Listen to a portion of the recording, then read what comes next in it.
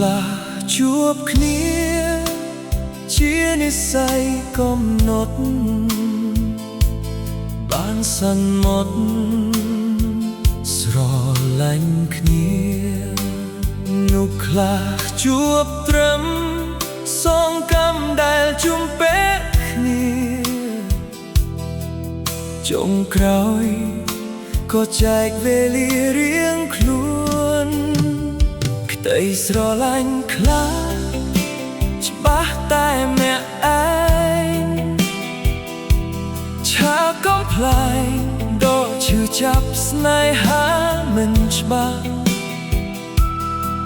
ឈឺណាស់បើនៅបន្តមានជំរឿសមួយដល់អត្រឹមលើកដៃលាជួបគ្នាពេលក្រោយពេលដែលរឹងមាំជាងនេះជួបគ្នាពេលនេះមិនចំពេលអឡើយ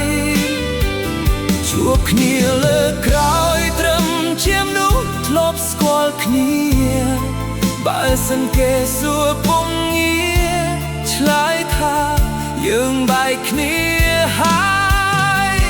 ជួបគ្នាថ្ងៃក្រោយត្រឹមមនុស្សធ្លាប់ស្រឡាញ់គ្នា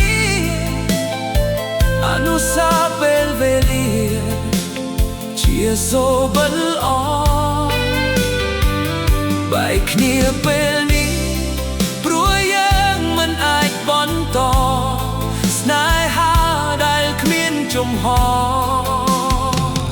បន្តលេងបាន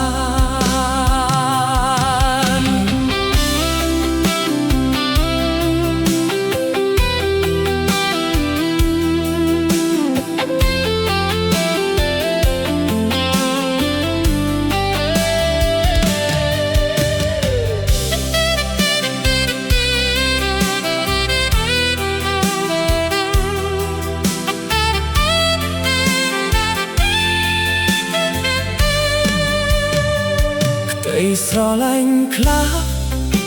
ច្បាស់តែម្នាក់ឯងឆាកកំប្លែងដល់ឈឺចាប់ស្នេហាមិនច្បាស់ឈឺណាស់បើនៅបន្តមានជំរឿសមួយដល់អត្រឹមលើកដៃលាជួបគ្នាពេលក្រោយពេលដែលរឹងមាំជាងនេះជួបគ្នាពេលនេះមិនចំពេលអឡើយជួបគ្នាលើក្រោយត្រឹមជាមនុស្សធ្លាប់ស្គាល់គ្នាបើសិនគេសួរពុំងារឆ្លើយថាយើងបែកគ្នាហើយជួបគ្នាថ្ងៃក្រោយត្រឹមមនុស្សធ្លាប់ស្រឡាញ់គ្នាអនុស្សាវរីយ៍វេលាជាសូបិលល្អបែកគ្នាពេលនេះព្រោះយើងមិនអាចបន្តស្នេហាដែលគ្មានចំហបន្តលេងបាន